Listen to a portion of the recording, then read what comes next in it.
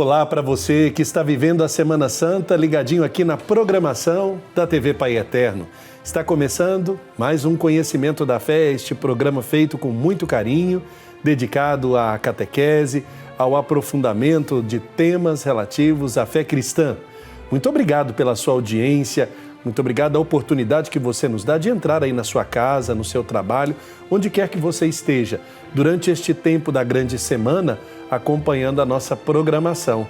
Nesta quarta-feira, nós estamos vivendo o tempo que o Senhor nos chama a partilhar com Ele dos seus últimos momentos de sua missão neste mundo. Nós estamos começando o conhecimento da fé desta Semana Santa especial e convido você à oração. Pai nosso que estais nos céus, santificado seja o vosso nome. Venha a nós o vosso reino, seja feita a vossa vontade, assim na terra como no céu. O pão nosso de cada dia nos dai hoje, perdoai as nossas ofensas, assim como nós perdoamos a quem nos tem ofendido, e não nos deixeis cair em tentação, mas livrai-nos do mal. Amém. Peçamos a intercessão de nossa Mãe, Nossa Senhora. Ave Maria, cheia de graça, o Senhor é convosco. Bendita sois vós entre as mulheres, bendito é o fruto do vosso ventre, Jesus. Santa Maria, Mãe de Deus, rogai por nós, pecadores, agora e na hora de nossa morte. Amém. E eu tenho um convite especial a fazer para você.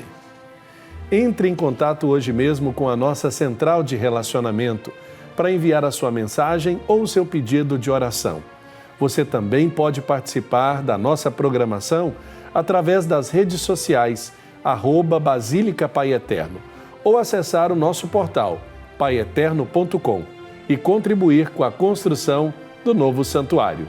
Faça parte desta família de amor, ligando para nós ou enviando uma mensagem para o WhatsApp, 62 3506 9800. Se você tem o seu smartphone, baixe gratuitamente o nosso aplicativo Pai Eterno para acompanhar as celebrações do Santuário Basílica de Trindade e também a programação da TV Pai Eterno.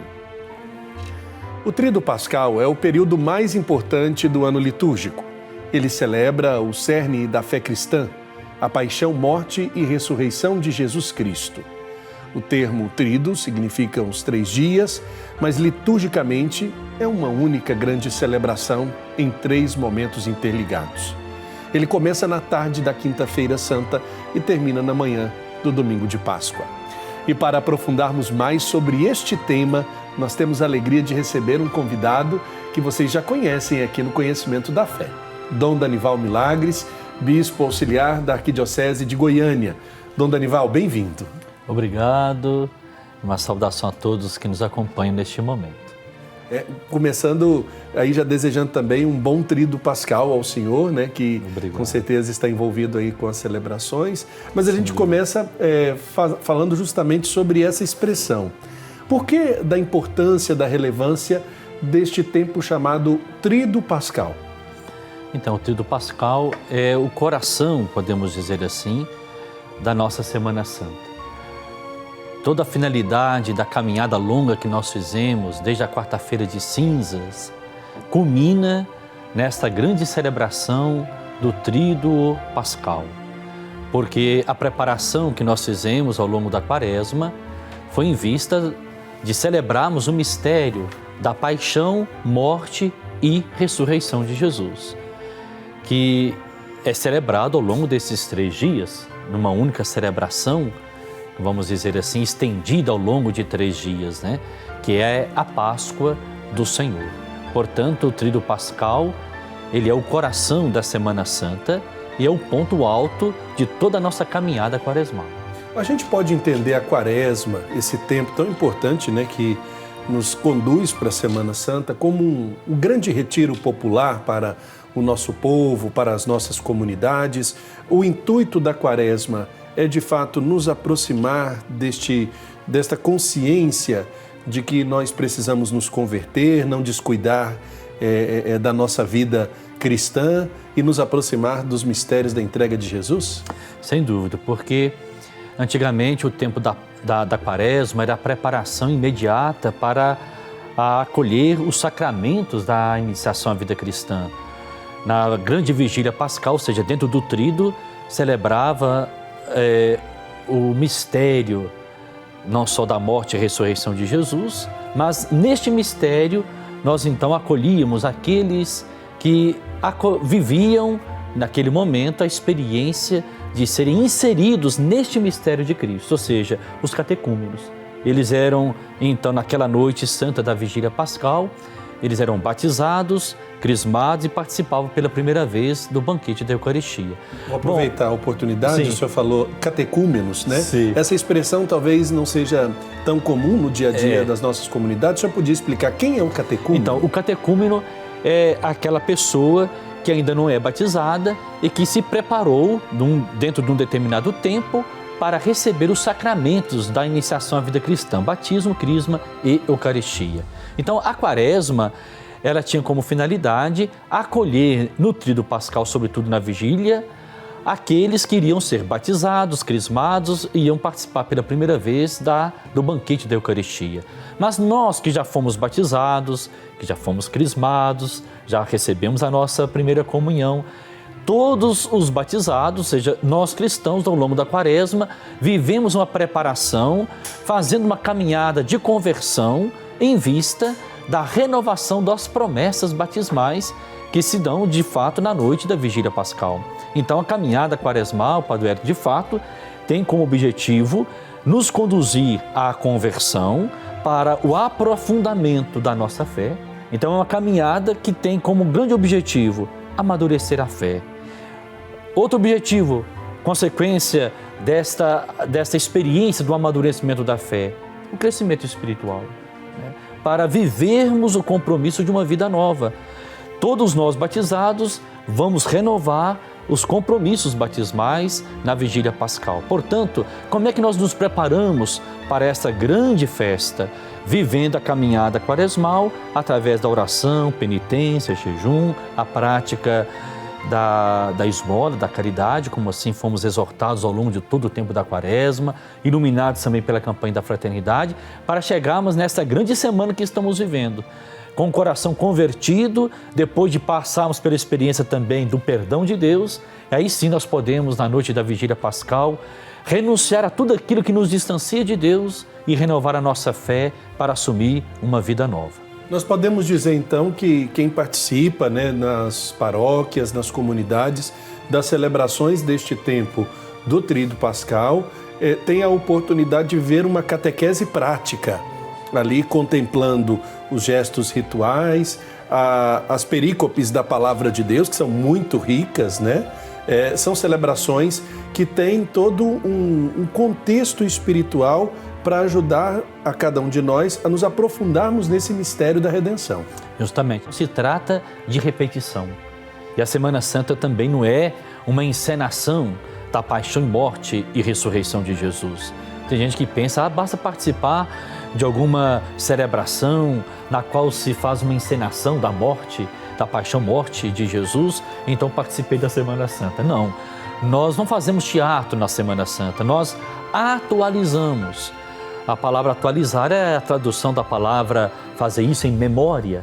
A palavra memória, em hebraico, zikaron, significa justamente isso, atualizar. Então, a liturgia da igreja atualiza este mistério da nossa salvação. Qual mistério? Paixão, morte e ressurreição. Então, nós somos chamados a celebrar não só a Páscoa do Senhor, mas celebrar também a nossa Páscoa, ou seja, nós também vivemos essa caminhada quaresmal para chegar aqui na Semana Santa, morrermos com Cristo para o nosso pecado e ressuscitar com Ele para uma vida nova. Essa experiência nós somos chamados a viver ao longo, não só dessa Semana Santa, mas ao longo de todo o ano, quando nós celebramos a Páscoa semanal, né? A experiência do perdão de Deus renova sempre em nós a graça do batismo e é um convite para ressuscitarmos sempre com Ele para uma vida nova. Nós estamos em meio a essas celebrações, né? Esta quarta-feira é a Quarta-feira Santa. No último domingo, as comunidades vivenciaram o Domingo de Ramos. Tivemos celebrações que conduziram até o dia de hoje. Propriamente dito, quando olhamos para este início, né? A abertura com o Domingo de Ramos introduz no lugar Jerusalém, mas também nesse lugar espiritual, né? Teológico, onde Jesus vai manifestar o mistério da redenção. Sem dúvida. O início da Semana Santa é muito significativo, porque nós fazemos memória na liturgia do Domingo de Ramos, e é bom completar, e da Paixão. Né? É o único domingo em que na liturgia da igreja nós celebramos a Paixão de Jesus, né? Em vista da sua Páscoa. Claro, todo domingo é Páscoa semanal. O Domingo de Ramos e da Paixão, assim chamado, nós fazemos memória da entrada de Jesus em Jerusalém, por isso se faz essa procissão que é litúrgica, com a bênção dos ramos, que simboliza ali a esperança de Israel que acolhe Jesus em Jerusalém como o Messias esperado, o Cristo, aquele que vem para salvar o povo. E o povo, quando aclama Hosana, filho de Davi, a palavra Hosana significa um grito de socorro, né? Salva-nos, salva-nos, por favor. É essa a tradução melhor que podemos dar para a palavra Hosana. E qual é a resposta de Jesus? Ele responde ao apelo dos que o acolhiam em Jerusalém, dando a sua vida por nós. Como é que ele nos socorre? Como é que ele nos salva? Morrendo na cruz, dando a sua vida por nós. Então, no próprio Domingo de Ramos, nós ouvimos o relato da paixão de Jesus, este ano segundo Lucas, para nos preparar para a grande vitória do Senhor. Então nós celebramos Domingo de Ramos e da Paixão, já na firme esperança de que no próximo domingo já celebraremos então a sua ressurreição, a sua vitória. Com isso, o Domingo de Ramos e da Paixão dá a tônica de toda esta Semana Santa. O que nós vamos viver ao longo da Semana Santa é os esmiuçar, vamos dizer assim, deste mistério que nós começamos no Domingo de Ramos. Ao longo do Tríduo Pascal, nós vamos viver intensamente essa resposta de Jesus ao clamor do povo. Ele vai doar a vida dele por nós. Ele vai entregar a sua vida por causa da sua obediência ao Pai até as últimas consequências. E é assim que Jesus vai inaugurar um novo sacrifício, do qual nós podemos falar depois também, claro, né? Claro. Esse novo sacrifício que às vezes pode ser mal entendido, né? Qual é o novo sacrifício que Jesus inaugura com a sua Páscoa? É uma pergunta que fica aqui para a gente pensar e refletir daqui a pouco. Dom Danival, quando nós falamos então da abertura do Tríduo Pascal, nós lembramos dessas três celebrações, esses 3 dias, né, com celebrações que estão conectadas, né, estão interligadas. Eu queria que o senhor começasse então de modo pedagógico, o senhor é muito bom para explicar isso para a gente, mas o primeiro dia do Tríduo Pascal é a Quinta-feira Santa, amanhã. Isso mesmo, Quinta-feira Santa. Então, pela manhã, a Quinta-feira Santa, na liturgia da igreja, o que está previsto para a celebração? Não se tem nenhuma missa nas paróquias, a não ser a missa prevista pela liturgia, que é a missa do Crisma. Nesta missa, o bispo diocesano, junto com os padres, os diáconos, ele celebra a Eucaristia, na qual são abençoados os santos óleos do batismo dos enfermos, e ali nessa liturgia é consagrado o óleo do crisma. Nesta mesma liturgia, nós também, os padres, renovam as promessas sacerdotais dessa celebração. Qual a importância dessas promessas? Então, porque quem participa da celebração, às vezes lembra dos santos óleos, mas as promessas estão ali expressando a unidade, né? Justamente, por isso é chamado também a missa da unidade, né? Então amanhã, além de ser o dia da instituição da Eucaristia, que nós vamos celebrar a ceia do Senhor, a missa in Cena Domini à noite, né? No finalzinho da tarde, mas é o dia da instituição do sacerdócio ministerial. E às vezes tem ficado no esquecimento. Por quê? No Brasil entrou a celebração do Dia do Padre, dia 4 de agosto. Só que o Dia do Padre mesmo é amanhã. Amanhã é o dia da instituição do sacerdócio, vamos dizer assim. No primeiro domingo de agosto nós celebramos o padroeiro, o patrono dos padres, que ficou sendo o Dia do Padre, né? Mas amanhã é o dia do nosso nascimento, vamos dizer assim, do nascimento do sacerdócio ministerial. Então é um dia muito importante para que os fiéis possam saudar o seu padre, dar os parabéns pelo seu sim, pela sua coragem de se unir ao mistério de Cristo na cruz para se oferecer também ao Pai pela salvação da humanidade. Então, essa missa da unidade, os padres renovam as promessas sacerdotais para viver intensamente o sentido do seu ministério, que é se unir ao mistério da cruz do Senhor e ser com Cristo esta oferta agradável ao Pai pela salvação da humanidade. Porque quem preside essa missa? Então, né? Por que essa missa, por exemplo, não acontece em todas as paróquias? Justamente. A missa é presidida pelo arcebispo ou pelo bispo diocesano, sempre na catedral ou numa outra igreja que possa acolher o maior número de fiéis possível, né? Caso a catedral tenha um espaço menor. Então, é a missa presidida pelo bispo diocesano, no nosso caso aqui, é o nosso Dom João Justino, nosso arcebispo, que vai presidir essa Santa Missa, né? E os padres, então, participam desta celebração, os fiéis também são convidados a participar, é claro, para viver aquilo que é o significado dessa celebração, a unidade. Então, é chamada também a Missa da Unidade. Muito significativo, né? Ali, por exemplo, os óleos que são abençoados e o crisma que é consagrado, eles também são divididos, né, para as paróquias. Justamente, nessa celebração, no final dela, os padres levam para as suas paróquias esses 3 óleos que serão usados ao longo do ano para ministrar o batismo, a unção dos enfermos e também o sacramento da crisma. Lembrar também que com o óleo do crisma que se unge a mão dos novos sacerdotes e também dos novos bispos, unge a cabeça, né, daquele que é ordenado bispo, né? Então, essa é a liturgia celebrada na parte da manhã. Não se permite celebrar outra missa amanhã, na parte da manhã não ser esta, né? E depois, no final da tarde, ou seja, depois das 18 horas ou a partir das 18 ou um pouquinho antes, né, pode-se celebrar então a missa da Ceia do Senhor. Aí é com essa celebração no final da tarde é que se tem o início, propriamente dito, o tríduo pascal, né? Que na concepção judaica, depois das 18 horas já é um novo dia, né?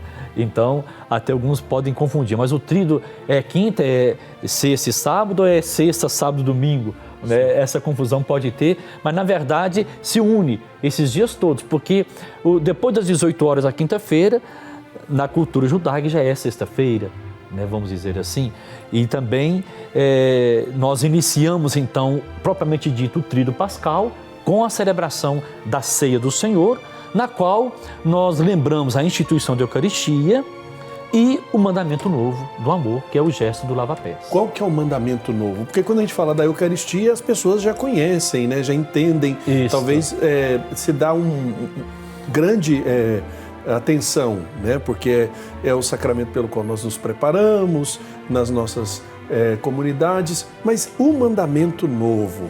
Então, o mandamento novo é o amor que Jesus deixou para que nós pudéssemos viver, tendo como referência o seu amor por nós. Amai-vos uns aos outros, assim como eu vos amei. E a gente poderia se perguntar, mas como Jesus nos amou? Ele nos amou dando-nos a sua vida, colocando toda a sua vida numa dimensão de entrega, de doação. Por isso, o gesto bonito do lava-pés, que é o gesto do serviço. Então, nesta celebração, nós lembramos o amor doação e o amor serviço. Isto marca aquilo que nós devemos compreender do mandamento novo do amor. De modo que participar da Eucaristia, fazer comunhão com Jesus, estar com Ele à mesa, participando da ceia do Senhor, no dia da instituição desse tão sublime sacramento, é nos comprometer também em ser sacramento de Cristo no mundo, através do testemunho da nossa fé pela caridade, ou seja, pelo serviço aos irmãos, né? Pelo lava-pés. Todos nós somos lavadores de pés. A partir do momento que nós participamos da ceia do Senhor, ou seja, desta nova aliança, nós assumimos o compromisso de servir uns aos outros, né? Através do gesto de lavar pés, tendo como referência este amor do Cristo por nós, que é um amor de pura gratuidade. Perfeito. Dom Danival, nós vamos fazer o nosso primeiro intervalo aqui no Conhecimento da Fé. Nesta Semana Santa, nós estamos nessa quarta-feira já contemplando as celebrações de amanhã, deste final de semana, do Tríduo Pascal, aqui no nosso programa. Eu vou para um rápido intervalo e daqui a pouco estamos de volta.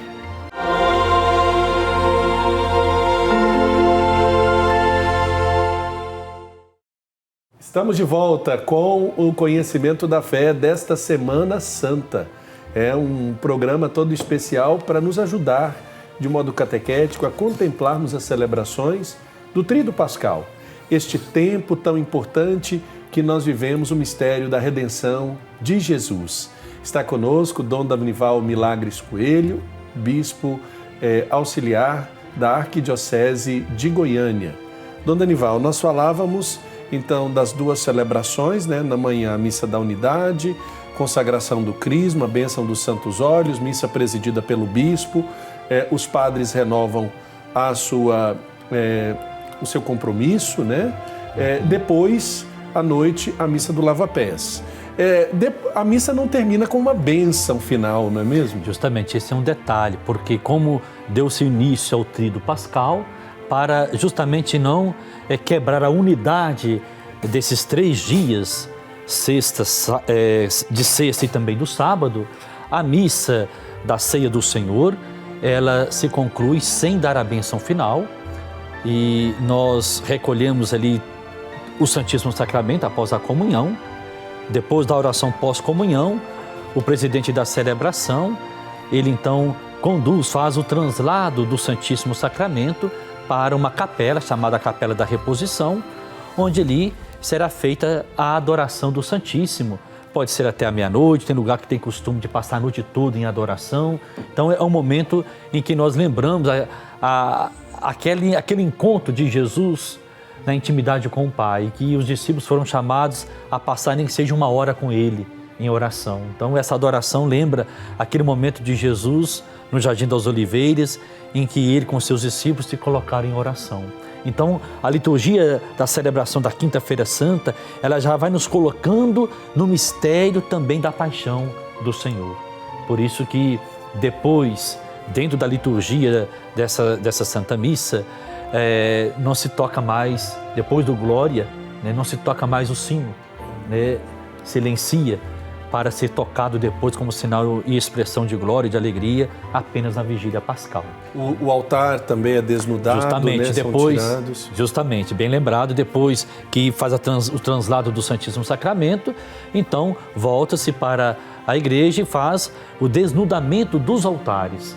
E a igreja então entra visivelmente no mistério chamado quenótico, né, de Cristo, ou seja, no mistério do esvaziamento desse Deus que assume a nossa humanidade, no mistério também do serviço, do sofrimento e da sua morte de cruz. Dona Anival, também é bom dizer que essa vigília, ela tem um clima diferente, por exemplo, da hora santa, né, eucarística que nós vivemos em nossas paróquias, momentos de adoração, por exemplo, com o Santíssimo exposto. Justamente. Por quê? É porque é um convite para fazer a adoração sem muita solenidade, né? Mas com simplicidade nós adoramos Jesus no mistério do seu sofrimento, da sua paixão, né? Então nós fazemos essa adoração em profundo silêncio, né, sem muita solenidade. É uma adoração diferente, justamente para entrarmos naquele mistério, porque a Sexta-feira Santa é um convite para vivermos o silêncio, né? O silêncio orante, contemplativo desse mistério da paixão de Jesus. Então, essa adoração também já vai nos colocando dentro do clima da Sexta-feira Santa. Sim, e tanto é que muitas paróquias vivenciam esse momento de vigília, de adoração, até próximo ali das 3 horas da tarde. Né? Esse momento, existe um motivo? As pessoas perguntam, por exemplo, das horas, né? Muitas pessoas retomam o tema do horário. Então, às 3 horas da tarde, a gente lembra que o Evangelho fala por volta do meio-dia. São momentos que a gente vai tentando vivenciar e caminhar com Jesus, né? Sem dúvida. Às 15 horas é a hora nona, é a hora em que Jesus morre na cruz, né? Nós sabemos que há lugares que a tradição de fazer o encerramento da adoração ou à meia-noite ou antes do amanhecer do dia, para que a Sexta-feira Santa ela seja vivida no silêncio, e na sexta-feira até face de meio-dia, às vezes até às 15 horas ou um pouco antes, o chamado sermão também das 7 palavras, né? Justamente para colocar o fiel nessa perspectiva daquele momento em que Jesus na cruz vive a agonia, né, a angústia diante da morte, né? Então, a sexta-feira da paixão não é um dia, vamos dizer assim, de luto, mas é um dia em que nós, de forma orante, contemplamos o novo sacrifício de Jesus, que Ele inaugurou, de viver a obediência ao Pai no amor até as últimas consequências, que foi a sua morte de cruz. É interessante porque é o único dia do ano que não tem missa, né, Dom Danival? É o único dia que nós não celebramos a missa, porque Jesus está morto.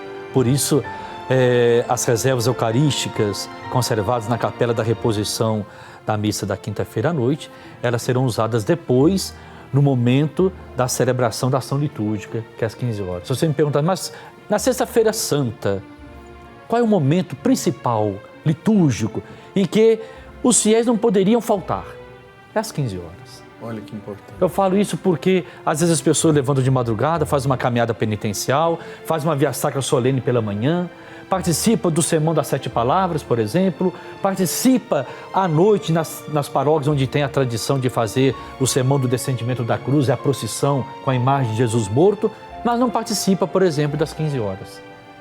Pois bem, às 15 horas é o momento litúrgico em que todos nós deveríamos, em comunhão com toda a igreja, dobrar os joelhos diante do Cristo morto e proclamar que Ele é o Senhor da nossa vida. Eu sempre tive uma dúvida, Dom Danival, e durante o período da teologia, partilhei isso com os professores, acho que convém trazer aqui também, é um dia que se reza por muitas intenções na celebração das 3 horas da tarde. Justamente, a celebração das 15 horas, ela inicia-se no silêncio profundo, a igreja na penumbra, se inicia a celebração, sem canto inicial, mas no silêncio.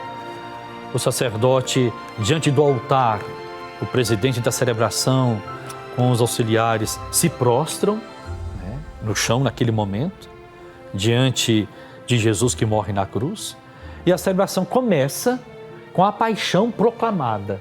Ou seja, depois do oremos, que o padre não fala nem oremos naquele momento, inicia essa celebração sem fazer o sinal da cruz, porque é continuidade da celebração da quinta, né? Então, reza-se o oremos, em seguida, faça a proclamação da palavra, é a paixão proclamada. Fazendo a leitura do servo sofredor, também a leitura de Hebreus, em que Jesus é o sumo sacerdote que faz e oferece um único sacrifício, e o relato belíssimo da paixão, segundo o evangelista João.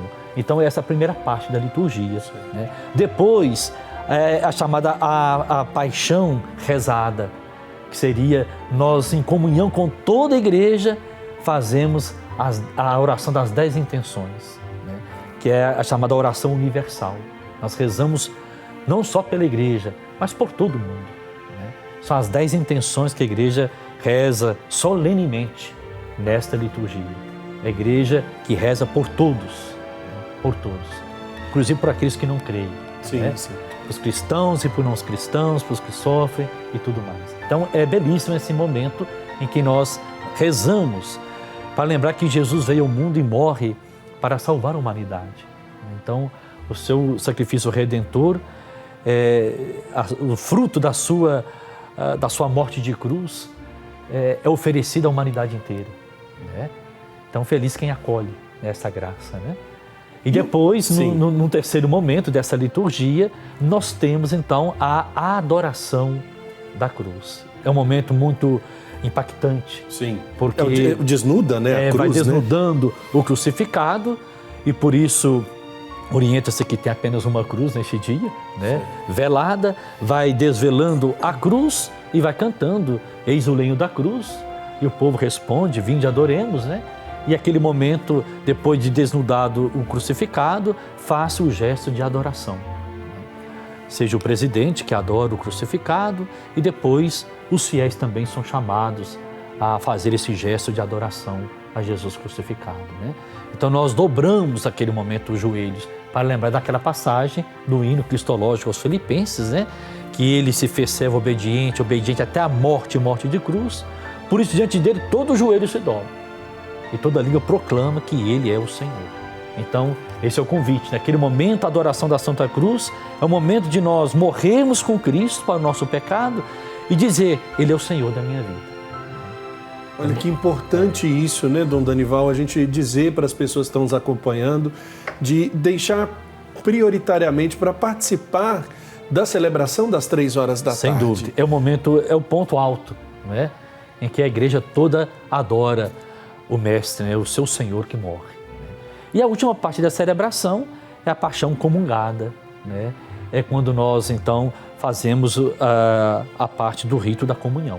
Certo. Trazem as reservas eucarísticas que estão na capela da reposição, elas são levadas para o altar principal da igreja e ali faz o rito da comunhão e todos os fiéis, então, participam da comunhão eucarística naquele momento, para dizer que nós estamos também dispostos a viver nos momentos do nosso sofrimento, nos momentos da nossa paixão também, quando nós enfrentarmos também a própria morte, nós estamos ali vivendo esse compromisso de participar da paixão e morte também do Senhor.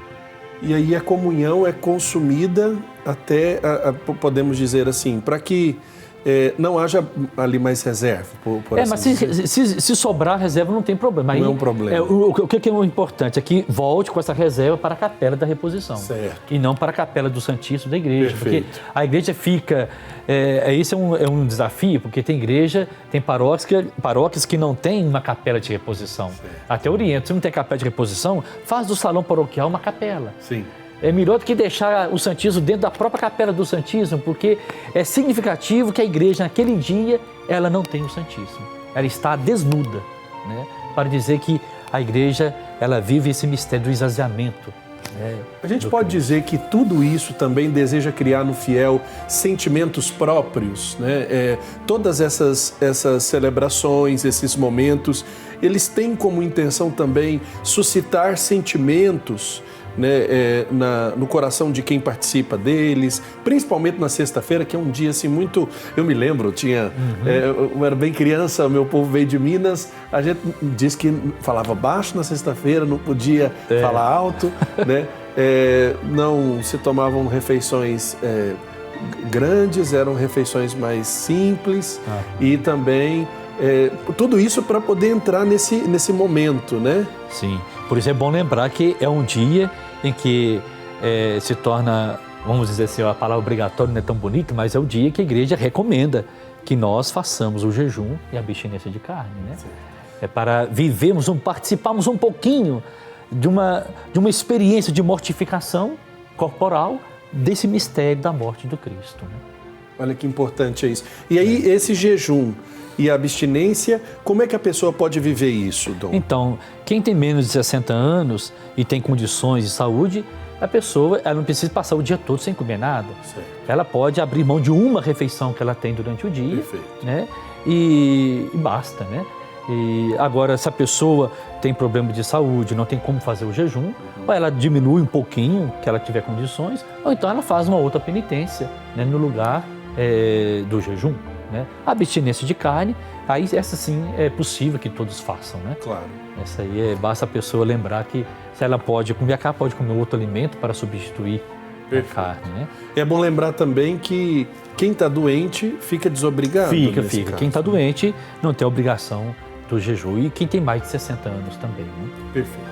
Dona Danival, nós vamos fazer o nosso segundo intervalo e na volta vamos continuar falando neste Conhecimento da Fé sobre as celebrações do Tríduo Pascal. Lembrando que ainda temos a reflexão sobre o Sábado Santo e sobre a liturgia do Domingo de Páscoa. Vou para um rápido intervalo e volto com a sua companhia.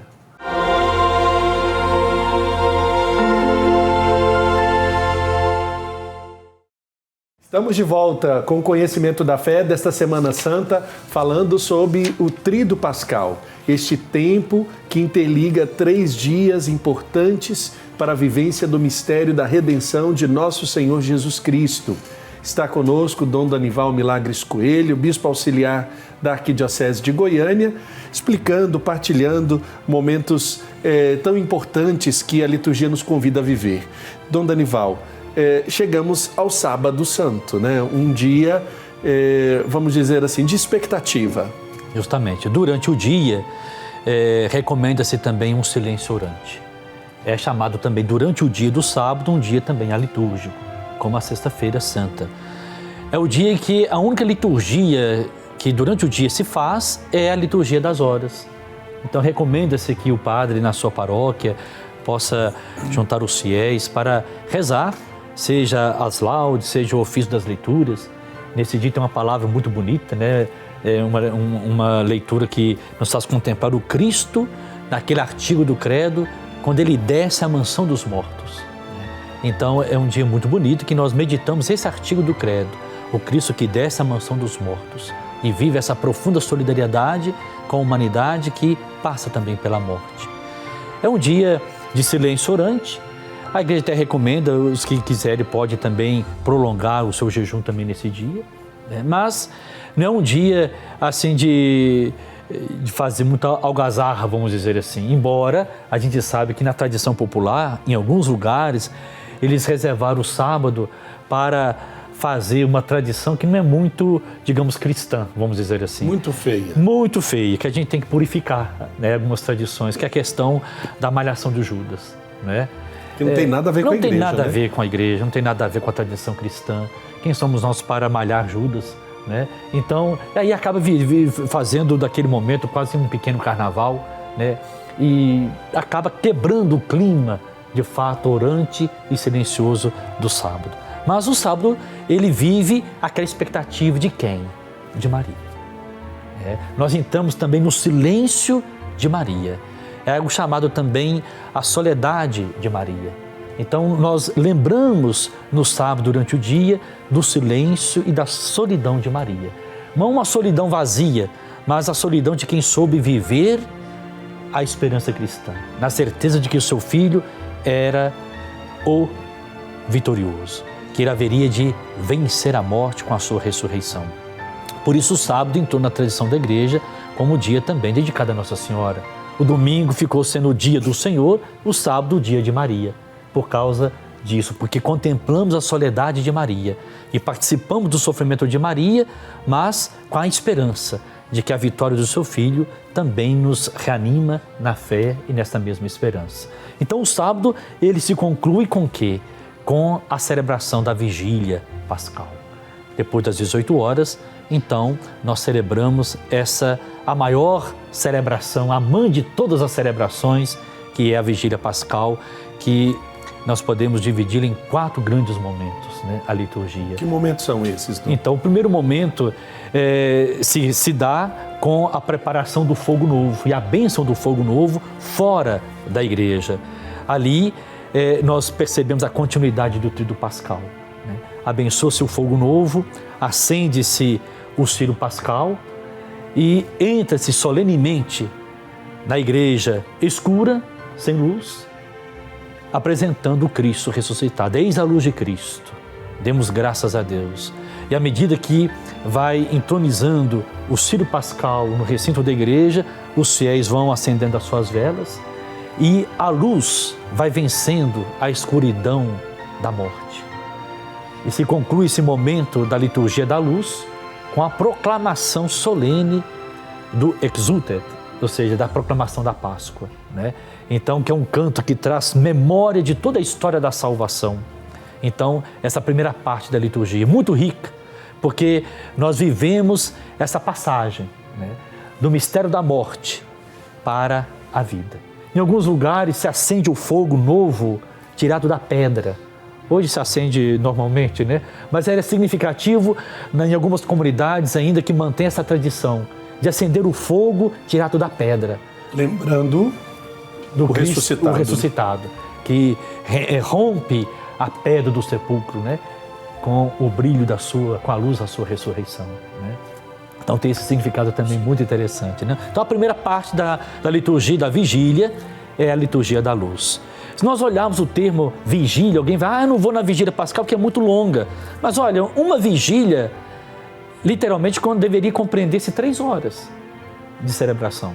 Sim. E se nós celebrarmos bem, inclusive usando as 9 leituras. Não dá para fazer em 3 horas. É claro que quando entra, às vezes, a celebração de um batismo, aí pode ser que prolongue um pouco mais, né? Mas não é obrigado a celebrar com as 9 leituras. Mas, para quem quer valorizar a liturgia da palavra, porque o segundo momento da vigília pascal se dá na valorização da palavra, é a proclamação da palavra. E na liturgia da palavra da vigília pascal, nós contemplamos desde a narrativa da criação até a ressurreição de Jesus. Se formos assim olhar as 9 leituras que são proclamadas, elas fazem todo um percurso da história da salvação. Deus que faz da história do seu povo uma história de salvação. Para lembrar que Ele pode fazer também da nossa história pessoal, marcada por infidelidade e pelo pecado, Ele pode também fazer da nossa história uma história de salvação, né? Então ali na vigília pascal, nós ouvimos aquela palavra que nos faz memória das maravilhas que Deus realizou na história de Israel e continua realizando maravilhas na história da igreja e na nossa história pessoal. Esse é o segundo momento da vigília, liturgia da palavra. O terceiro momento da liturgia, dessa grande vigília, é a liturgia batismal, em que a igreja realiza solenemente a bênção da água e neste momento nós acolhemos os catecúmenos, aqueles que vão ser batizados, crismados e depois vão participar pela primeira vez da comunhão eucarística. Caso não haja batismo, a liturgia batismal ela ainda continua tendo o seu significado, porque depois da bênção solene da água, o sacerdote, ele então asperge a comunidade, que naquele momento, depois da bênção da água, renova também as promessas do seu batismo. Então veja, toda a caminhada quaresmal, ela vai culminar neste momento da liturgia batismal, seja para batizar os catecúmenos, seja para renovar as promessas do batismo de todos nós. E a renovação das promessas do nosso batismo, ela tem sentido profundo quando nós passamos pela experiência do perdão de Deus, pelo sacramento da confissão. Porque ali quando eu digo eu renuncio, eu já fiz essa renúncia fazendo a confissão dos meus pecados. E quando eu digo eu creio, eu estou dizendo eu quero viver essa adesão, essa comunhão profunda à vida do ressuscitado. Então, ou seja, é a renovação do compromisso de vivermos a vida nova como ressuscitados. Testemunhas da ressurreição, da vitória do amor que vence o ódio, da vitória da vida que vence a morte, então da vitória do perdão. Então esse é o momento em que nós renovamos as nossas promessas batismais. Essa é a terceira parte. E quarta parte da liturgia, da grande vigília, é a liturgia eucarística, em que nós então participamos ali do ofertório, da apresentação das oferendas. Recomenda-se também que se houve batismo de catecúmeno, o catecúmeno, os neófitos, ou seja, os que foram batizados, é que deveriam então participar da apresentação das oferendas. Eles deveriam levar o pão e o vinho e a água, né, para serem apresentados naquele momento. Então, celebra-se solenemente a liturgia eucarística, com a distribuição da comunhão eucarística. Mas aqui há um detalhe que eu não falei, que deixei agora para concluir, é que dentro dessa liturgia solene, na conclusão da liturgia da palavra, há um momento em que o sacerdote entoa solenemente, em tons ascendentes, por 3 vezes o aleluia. O aleluia que não foi rezado, cantado ao longo da quaresma, agora nós rompemos com toda a alegria e convicção da fé e da esperança, esse aleluia para anunciar a vitória da ressurreição de Jesus. Podemos dizer que daí vem o termo sábado de aleluia, né? Justamente, é o momento em que se proclama, aí sim, bate-se os sinos e solenemente, e é interessante que a liturgia ela é gradual, né? Vai acendendo, se recomenda-se que vá acendendo as luzes da igreja, assim, paulatinamente, né? Quando chega no glória, aí acende-se todas as luzes da igreja. E depois do glória só tem mais uma leitura e tem em seguida a proclamação solene do aleluia, né? A missa da vigília conclui enviando o povo, despedindo-se, acrescentando também aleluia, aleluia, né? Um convite para que o povo seja testemunha dessa grande alegria, ser testemunha do Cristo ressuscitado. Então essa é a grande vigília pascal, que quem participar dela já está participando do preceito da Páscoa, do domingo, porque depois, o domingo da Páscoa, nós então celebramos ao longo do dia esse mistério que nós, ao longo desta noite, celebramos solenemente. Então, o domingo da Páscoa, em alguns lugares tem até a tradição, eu não sei aqui, porque vai ser a primeira vez, mas depois da missa solene do domingo da Páscoa, fazer até a procissão do Santíssimo, a procissão da ressurreição, assim chamada, né? Mas ela não é uma procissão obrigatória, liturgicamente falando, né? Mas em Minas Gerais, praticamente em todas as cidades, faz a procissão do Santíssimo Sacramento, com os tapetes e com toda a solenidade, com toda a alegria, né? Então, o domingo da Páscoa é o domingo que nós então celebramos essa vitória do Cristo, que vence a morte e nos dá a vida. Agora, Dom Danival, estamos caminhando para o final do nosso programa. Esse ano estamos vivendo a Semana Santa com os contornos do Jubileu da Esperança. Sim. Né? Eu queria que o senhor deixasse uma mensagem para quem está nos acompanhando, vivenciando, convidando para vivenciar esses momentos, né? Quem tem a oportunidade de ir até as comunidades para participar presencialmente será muito importante. Quem não puder, estiver impedido pela TV, né, poderá vivenciar também essas celebrações. Então, o Papa Francisco colocou na sua mensagem para a Quaresma caminharmos juntos na esperança. De fato, a celebração do mistério pascal do Senhor, queridos irmãos e irmãs, é a ocasião que nós temos de renovar a nossa fé. E uma fé viva, amadurecida, porque está fundamentada, enraizada no mistério pascal do Senhor, é que sustenta a verdadeira esperança cristã. Porque a esperança não decepciona, vai afirmar Paulo, porque o amor de Deus foi derramado em nossos corações pela efusão do Espírito Santo. E essa experiência deste amor, ela se intensifica a cada ano, quando nós celebramos o mistério da Páscoa do Senhor, para afirmar como Paulo: vivo pela fé naquele que me amou e se entregou a si mesmo por mim. Viver pela fé, fundamentada neste amor do Cristo, é a garantia de uma viva esperança que não decepciona. Então somos testemunhas do ressuscitado, irmãos e irmãs, à medida que nós somos testemunhas da esperança. Aproveite o tempo pascal e visite, quem sabe, o seu vizinho ou qualquer outra pessoa que esteja passando por momentos difíceis. Sejamos presença de esperança na vida dos corações tristes e abatidos, e assim seremos testemunhas da ressurreição do Senhor. Uma feliz Páscoa para todos. Nosso agradecimento a Dom Danival Milagres Coelho, Bispo Auxiliar da Arquidiocese de Goiânia, que nos ajudou a contemplar o Tríduo Pascal nas suas celebrações e o sentido de cada uma delas aqui no Conhecimento da Fé. Dom Danival, pedi para o senhor dar a bênção para nós. Então, que essa bênção nos fortaleça nessa caminhada da Semana Santa para celebrarmos com alegria esse mistério da Páscoa do Senhor. Que essa bênção nos ajude a fazer a experiência do morrer com Cristo para os nossos pecados e ressuscitarmos para uma vida nova. O Senhor esteja convosco. Ele está no meio de nós. Abençoe-vos o Deus Todo-Poderoso, o Pai, o Filho e o Espírito Santo. Amém. Amém.